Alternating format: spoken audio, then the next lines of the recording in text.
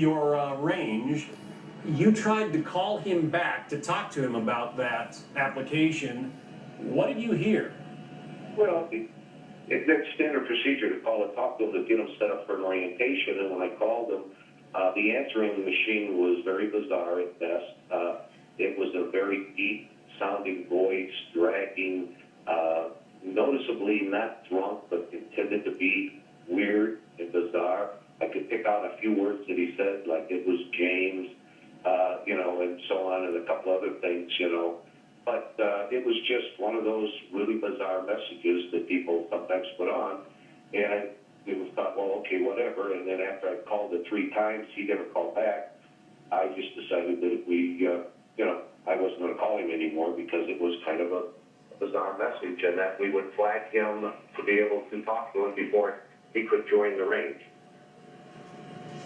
Interesting, and I want to thank our friends at FoxNews.com for bringing to light this information and your story. But it's so interesting that a gun owner, a gun range, had some concerns about this guy and was ready to flag him as somebody who, maybe shouldn't be coming to the range.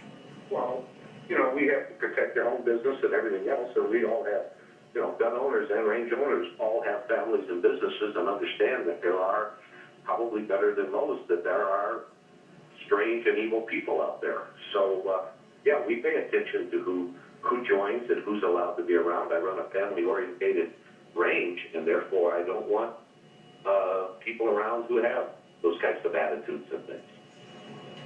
Yeah, so this phone message, when you tried to reach him, you heard cackling noises like laughter, that kind of thing? No, it was just a very deep, guttural, it's just James and the warehouse around. You just couldn't understand it. It was a very guttural, whatever. Somebody else at one point asked me, well, gee, does it sound like he was trying to play the Joker or something? And my answer to that is, I don't have a clue. I never saw those movies. So I don't know that he, I didn't see The Dark Knight or the other, so I have no idea what it was. So I couldn't say that he was, but it was deliberate, let's put it that way. Whatever was on, whatever he was trying to do, wasn't like he was drunk, wasn't like it was something that just happened. It was made to sound the way he wanted it to sound for whatever reason.